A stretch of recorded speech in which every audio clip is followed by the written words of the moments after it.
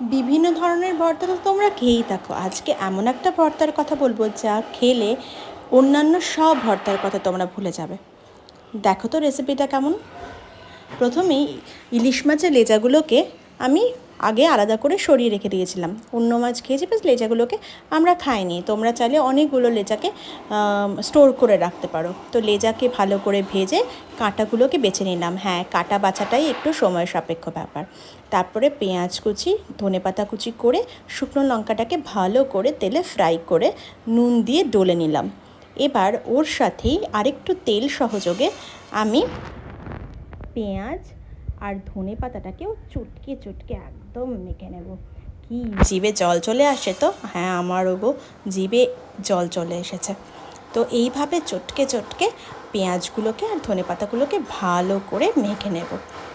তারপর তার সঙ্গে অ্যাড করব ওই ভাজা ইলিশ মাছ ভাজাটা। ইলিশ মাছ ভাজার যে বাছাটা সেটা ভালো করে আমি চটকে চটকে মাখলাম। মেখে উপর দিয়ে কাঁচা সর্ষের তেল ছড়িয়ে সার্ভ করো। গরম ভাতে জাস্ট পুরো জমে যাবে।